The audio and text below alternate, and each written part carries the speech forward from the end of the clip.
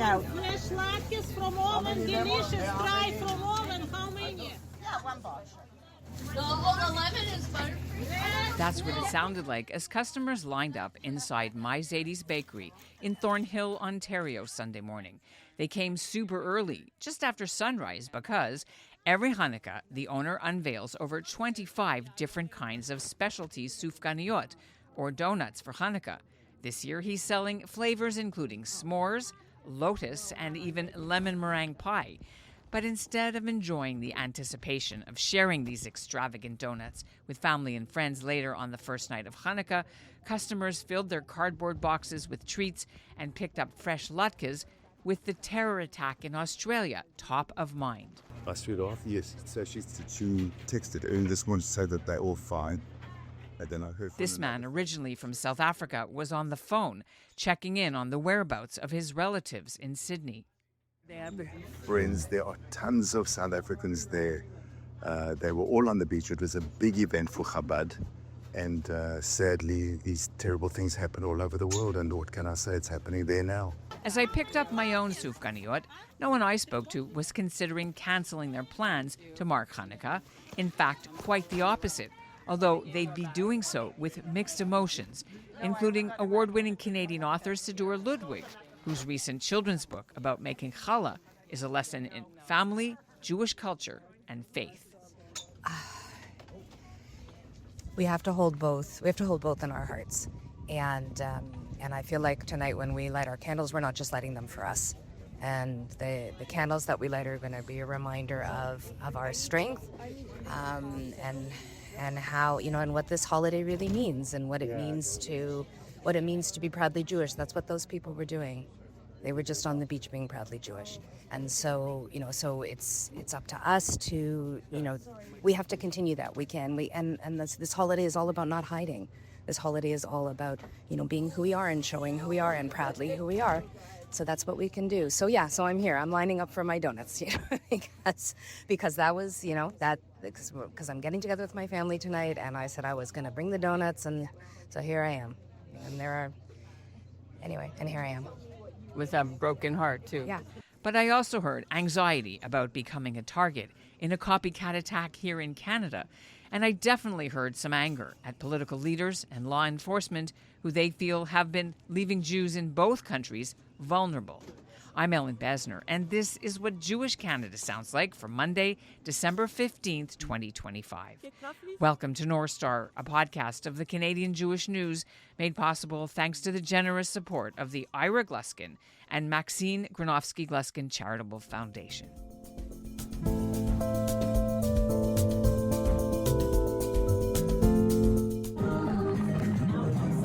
From buying donuts to attending public Hanukkah menorah lightings and carnivals, the first night of Hanukkah for many Canadian Jews was tinged with shock, but not surprise. They told me they see dangerous parallels between what happened in Australia and the spiking anti-Semitism that's become an everyday occurrence on Canadian streets, outside synagogues and Jewish schools and events, and just last weekend saw an estimated 100 mezuzahs ripped off the doorposts of tenants living in a Toronto seniors' residence in what police are calling a hate-motivated theft. So far, no arrests have been made.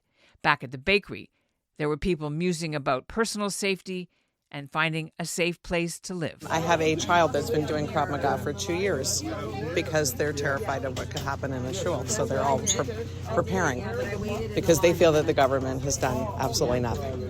Harper did, but as soon as the Liberals got in, that was the end of it. Makes me want to make Aliyah.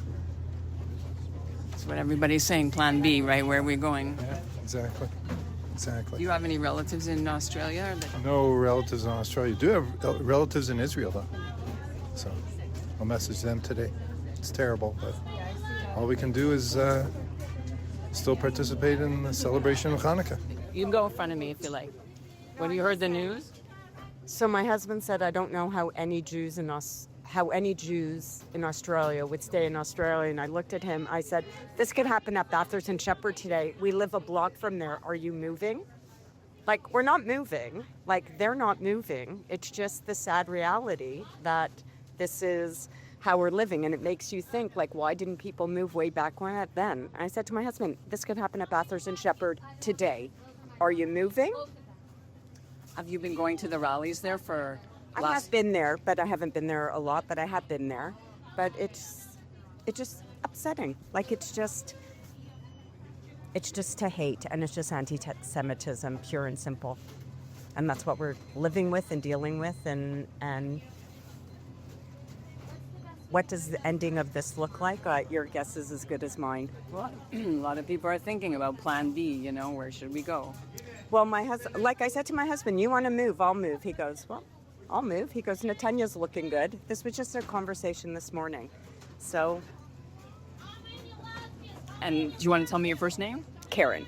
Karen. Yeah. And I'm Ellen Besner, and your family Thank name? you. Cohen.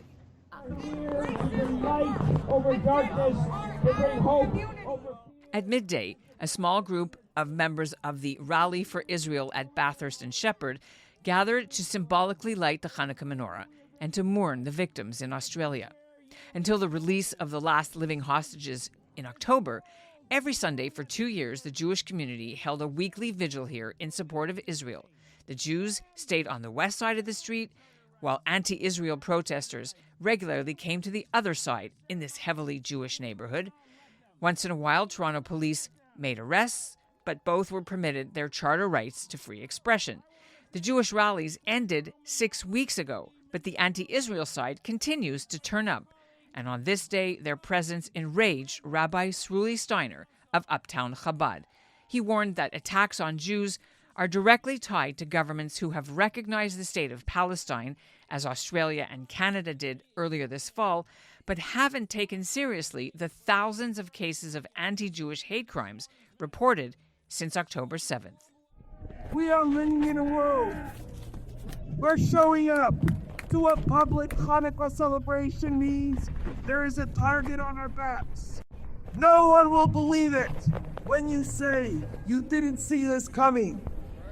Events over the last couple of years here are a glaring code red warning. If the people who shot at my daughter's school 3 times are, God forbid, successful next time around, it will not be because you have not been warned. When you are ready to turn around and listen to a higher truth that this country desperately needs if its own civilization is to survive, call me. I can teach you some things to put us on a better path. I'm going to call upon MP Mr. Roman Baber. The Conservative MP for York Centre, Roman Baber, didn't let the chanting protesters prevent him from joining his community rally in his riding. Listen to them, heckle me, or threaten me in real time. Right across the street, they're threatening me in real time. Well, I got used to them. I'm in a great mood because we just lit the menorah collectively, and bet you that regardless of whatever it is you do, we're gonna light the menorah for another 2,000 years. There you go. Chag Sameach, everybody. Thank you. From ordinary community members to Jewish leaders, politicians, and rabbis, the terrorist attack hit Canada's Jewish community hard, especially those with direct ties to the 15 victims, including Sydney Rabbi Eli Schlanger, who was the MC for the beachfront festivities there. His brother Baruch lives in Toronto. His sister Sarah taught Hebrew school in Ottawa for years before moving to a new post in Florida. Rabbi Levi Gansberg is spiritual leader of the Chabad on Bayview Synagogue in Toronto and considers himself a friend of the murdered Australian emissary. Gansberg is vowing a bold and determined response to the attack. We're going to change it by ensuring that more people show up and increase the light, ensure that the world knows that we're not backing down. We will be prouder. We will be more forceful in our message of goodness and kindness. We have to stand more proud, more strong. We're in touch with TPS and the police force, dignitaries to ensure that the safety that we need is there. But our message is we are not backing down. On the contrary, we will increase the light that's needed in this dark world.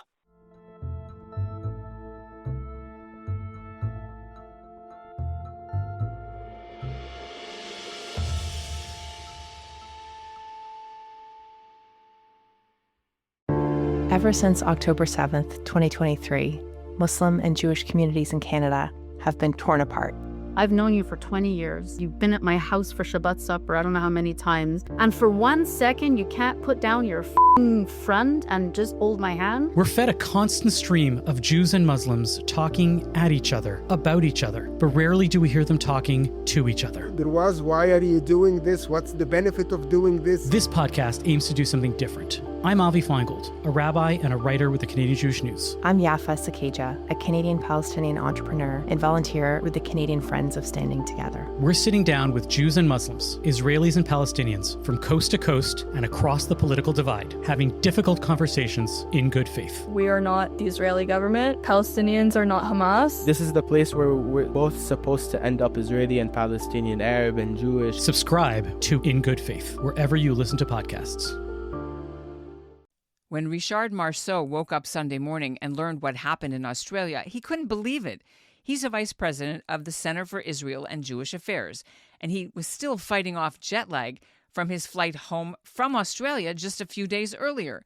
Marceau had traveled to Sydney to attend a meeting of Jewish diaspora communities fighting anti-Semitism.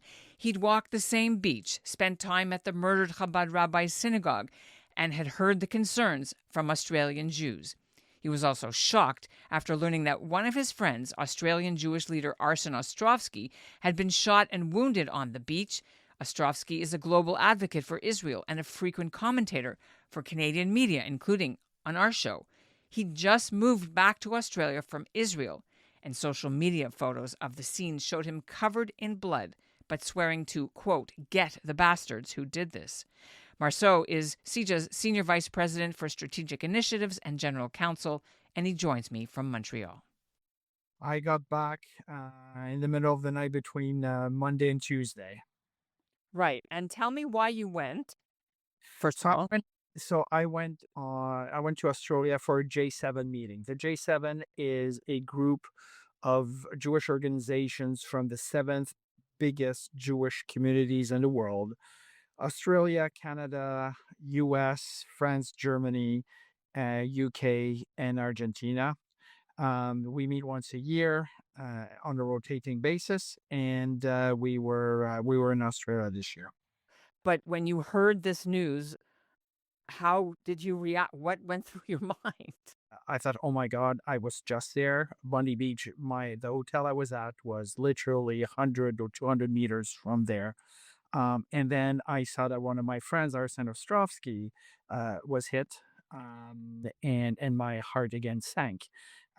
I've known Arsen for years, from my time in going to Israel. He came to my Shabbat table. We spent time together there. We swam together in Australia. Well, he swam, I watched. I spent time with his wife and with his beautiful daughters, and it's like, oh my God, I cannot believe this is happening. Then I learned that the Chabad organized the event on Bondi Beach. Is the Chabad I went to for Shabbat morning services. So it all got connected very, very quickly, and I took it very, very personally. It's horrifying. It is mind-boggling, and it makes me so angry. What did you hear when you were in Australia from the Jewish community about what their situation is like? So the Australian Jewish community is younger than Canada's. The percentage of Holocaust survivors is higher than in Canada.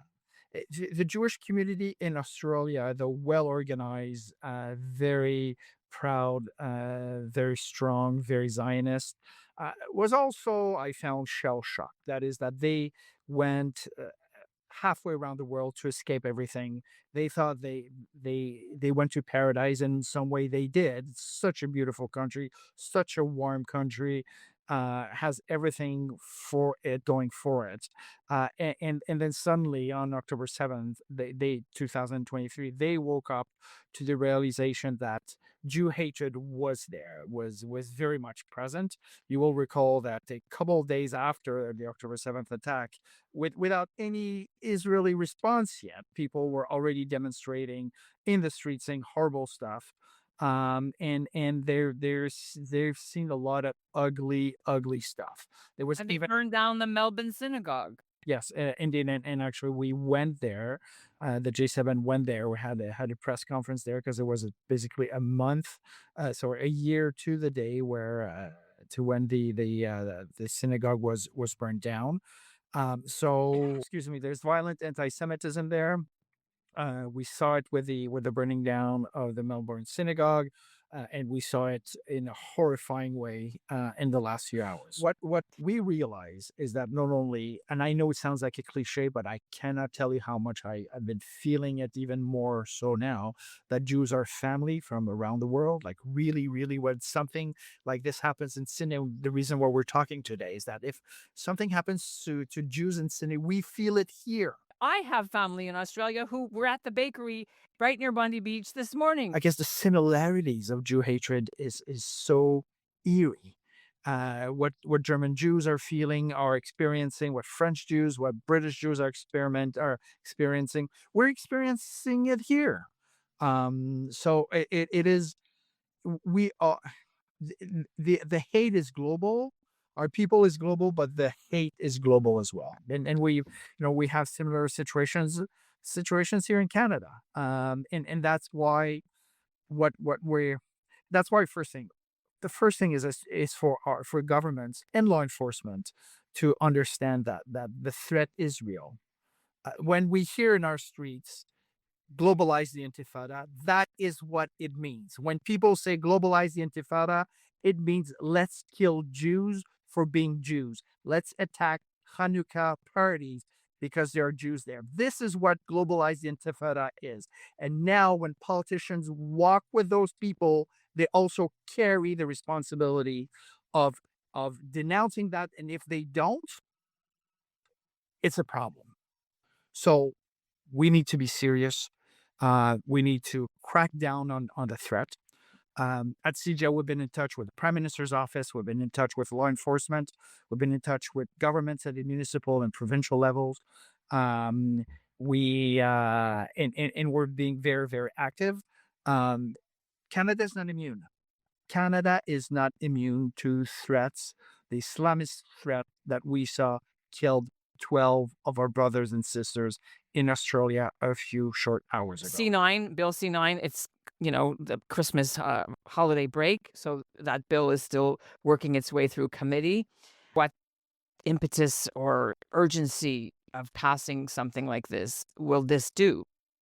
Well, there are two things. One is we've said from the beginning that there are already laws in the books that have to be enforced. Globalize the Intifada is hate speech. We're seeing it today. So let the police and the Crown press charges. It is hate.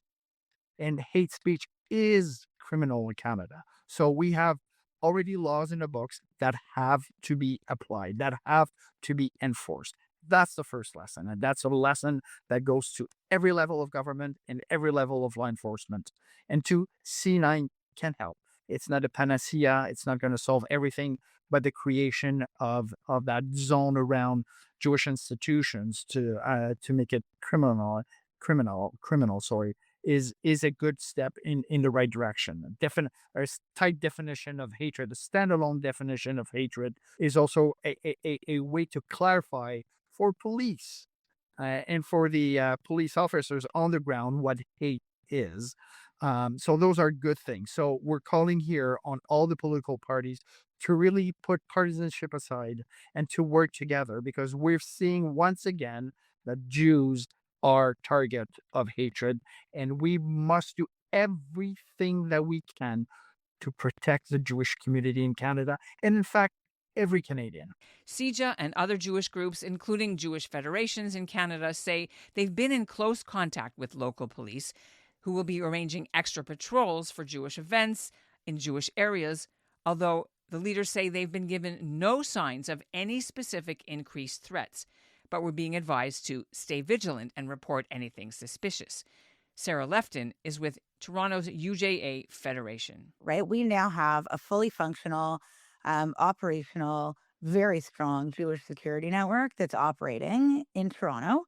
And we have hundreds of trained Jewish community volunteers who are helping to patrol institutions and really make sure that we are helping to keep community members safe. We have even stronger relationships with the police and with law enforcement. We've had some really great conversations, particularly with certain, I'll say, government officials in Vaughan, as an example, right? And we've seen some great support from the city of Vaughan. So, look, like, is there more to be done? Beyond more to be done. Have we heard enough from the Toronto municipal government and the mayor, or frankly, the provincial government or the federal government? No, we have not. But are we further along in strengthening our own community and making sure that we have stronger security presence, that we are safer now than we were a year ago? Yes, we are. Montreal Liberal MP Anthony Housefather urged all elected politicians to find a Hanukkah menorah lighting to go to show solidarity with Canada's Jewish community. Toronto Centre MP Evan Solomon, who's also Minister of Artificial Intelligence, joined Toronto Mayor Olivia Chow outside City Hall Sunday afternoon, where a giant menorah was lit. Chow will attend a bigger community lighting ceremony and commemoration on Monday evening at Mel Lastman Square. You should not have to fear about who you are. We are here at sundown on the first night of Hanukkah at the Hanukkah right here in Nathan Phillips Square to light the first light, even on a very tragic day in Australia, where our hearts go out to the families and the communities in Australia and to Jewish communities around the world, including right here in Toronto. We must stand against hate. We must all fight against anti-Semitism, but we must make the light press back against the darkness. And Mayor, I'm so glad you're here. Yeah, my heart goes out not just to people in Australia, but right here in Toronto. As the Jewish community celebrate Hanukkah, you should not have to fear about who you are, what you believe in, and be able to celebrate this beautiful day of light, preference, and hope. In Ottawa, about 70 people from the capital's Jewish community turned out at City Hall to discover a surprise visitor. Bonjour tout le monde. Happy Hanukkah. Prime Minister Mark Carney, who called the event a celebration that turned into a commemoration. According to organizer Rabbi Chaim Boyarsky, after the Australia attacks, Carney told him he wanted to come. But a celebration and a commemoration of the resilience of the Jewish people. The resilience of the Maccabees. That spirit, tragically, sadly, has had to be drawn upon for millennia. Tragically and sadly, shamefully and persistently has had to be drawn upon right here in Canada over the course of the last few years. The government will always stand with you contre la haine, l'intimidation. Mais c'est pas suffit. Ça ne suffit pas. It's not enough. It is not enough to protect the Jewish community. It is not enough for Jewish Canadians to live without fear. Canada is not Canada unless all members of the Jewish community can fully participate in all aspects of Canadian life. This is about thriving. This is about taking the light and spreading it today across our country and through generations, so that this is the last generation that has to struggle against hate. The Shamash, in so many ways, so obviously, I speak under your guidance, Rabbi, represents the resilience of the Jewish people, but also the contributions of the Jewish people to our societies, to all societies, to humanity. And I will always be with you. And I will not rest until we've moved from protection to true thriving. Thank you very much for inviting me, and happy Hanukkah. It's not the morning any one of us wanted to wake up to. In the picturesque town of Niagara-on-the-Lake, a couple of dozen people and local politicians gathered Sunday afternoon for the outdoor menorah lighting ceremony, despite a wind chill that felt like minus 16 Celsius. But Rabbi Zalman Zaltzman said people who skipped the ceremony last year told him they had to show up on this night. The answer, the Jewish answer, was never to fight hate with hate. Our response is Hanukkah, to add light, then another flame, until fear gives way to courage, and division gives way to hope. The menorah stands here in Niagara-on-the-Lake not only for the Jewish people, but as a message to everyone that goodness is stronger than cruelty, and that light is stronger than darkness. May these lights that we will light momentarily bring comfort to those who are hurting, strength to those who are afraid, and peace to our town here in Niagara-on-the-Lake, to our country, and to the entire world. I'm Ellen Besner, and this is what Jewish Canada sounded like for this episode of North Star, made possible thanks to the generous support of the Ira Gluskin and Maxine Granofsky-Gluskin Charitable Foundation. North Star is produced by Zachary Judah Kaufman and our executive producer, Michael Freeman, who provided our audio from Niagara-on-the-Lake and the featured photo. Stay with the CJN for continuing coverage of Canadian and international response to the Australia massacre. Thanks for listening.